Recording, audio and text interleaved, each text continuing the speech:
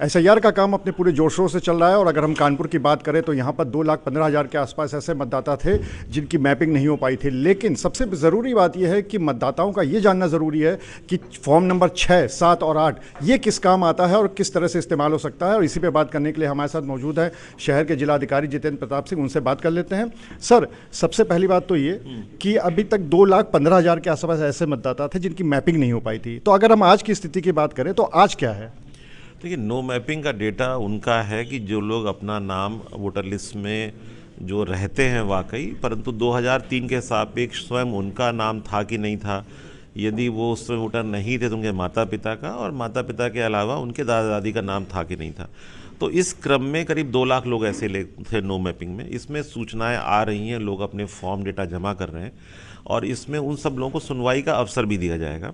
हमारे जो ईआरओज़ हैं वो उनको नोटिस जारी करके भी पूछ सकते हैं, और अगर उनके वो कागज़ अभी भी मिल गए हों कि 2003 में खुद हों या उनके माता पिता हों या माता पिता भी नहीं, दादा दादी हों, तो ऐसा कोई भी व्यक्ति अपना विवरण दे सकता है। उसके अलावा भी अगर भारत निर्वाचन आयोग ने सुगमता के लिए 13 ऐसे कागज प्रपत्र प्रस्तुत किए हैं, प्रस्तावित किए हैं, जिसके जमा करके आप ये साबित कर सकते हैं कि आप जो क्वालिफिकेशन है वोटर लिस्ट में होने की, भारत का नागरिक होना या 18 वर्ष से ऊपर होना, या आपके जो सामान्यतः उसी क्षेत्र में निवास करते हो, तो उस योग्यता के लिए भी ये प्रपत्र जमा कर सकते हैं। कोई व्यक्ति जो 1 जुलाई 87 से पहले का पैदा हुआ है तो उसको तो सिर्फ अपना ही कागज़ देना है। 1 जुलाई 87 से लेकर दिसंबर 2004 के बीच में अगर कोई व्यक्ति पैदा हुआ है तो उसको अपना और अपने माता पिता में से किसी एक का साक्ष्य देना है। और यदि कोई दिसंबर 2004 के बाद पैदा हुआ है तो उसको अपना माता पिता का दोनों का देना है विवरण। तो आसान है। अदरवाइज हमारे जो ईआरओज़ हैं ऐसे लोगों को सुनवाई का अवसर दे रहे हैं। 1 महीने पूरा इधर मिलेगा उनको, और उनको जो भी वो साक्ष्य देंगे उसको सम्मिलित कर कर ही हम लोग फाइनल वोटर लिस्ट अपनी प्रकाशित करेंगे। फॉर्म नंबर 6, 7 और 8 ये सबसे महत्वपूर्ण है। इनका किस किस चीज़ों के लिए इस्तेमाल हो सकता है? हाँ, ये जो भारत निर्वाचन आयोग तो पुनरीक्षण हर वर्ष करता है। नॉर्मली संक्षिप्त करते थे, इस बार सघन पुनरीक्षण हो गया। जो मतदाता सूची में किसी का नाम नहीं है, वो पात्र व्यक्ति है, 18 वर्ष का अभी हुआ है, युवा वोटर है, माइग्रेट होकर कहीं से भी आया है किसी प्रकार से, तो वो फॉर्म 6 भर सकता है। तो फॉर्म 6 नाम इंक्लूड कराने के लिए होता है। हम लोग अगर बहुत 24 साल से अधिक उम्र का आदमी तो ये भी पूछते हैं कि आप पहले कहाँ थे। अगर आपका पहले से मतदाता पहचान पत्र बना हुआ हो तो उसका एपिक नंबर दे दीजिए, तो वो डेटा पोर्ट हो जाएगा, वहाँ कट जाएगा जहाँ कहीं और था, और फॉर्म 6 के आधार पर कानपुर में उसका नाम मान लीजिए सम्मिलित हो जाएगा।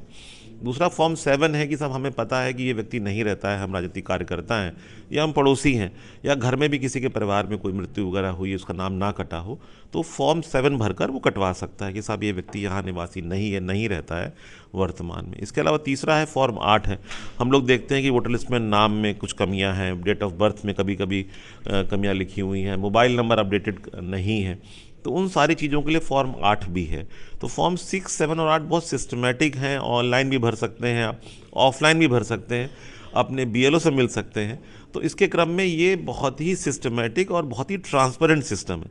इसमें एक अच्छी बात यह है कि जो 6, 7 और 8 फॉर्म जमा भी होते हैं उसका वीकली डिस्प्ले भी किया जाता है, वेबसाइट पे भी जाते हैं। तो मैं लोगों से ये अनुरोध करना चाहूँगा कि 18 जनवरी में भी दोबारा हम लोग बूथों पर वोटर लिस्ट को फिर प्रकाशित करेंगे, तो जाके देख जरूर लें कि उनका नाम है, नहीं है, क्या है। अगर कोई त्रुटि है तो ठीक करा लें, अगर नाम नहीं है तो सम्मिलित कराने के लिए फॉर्म 6 जरूर भर दें। भारत एक लोकतांत्रिक देश है और यहाँ पे सबसे ज़्यादा पावर जो है वो जनता के पास है, लेकिन ये पावर आपके पास तभी आ पाएगी जब आप वोटर होंगे। इसलिए इन सब बातों का ध्यान रखें और जल्दी से जल्दी वोटर बने, और अगर आपका नाम नहीं है तो उसका अपना नाम जरूर जुड़वा लें। अनुराग अग्रवाल, TV9 कानपुर।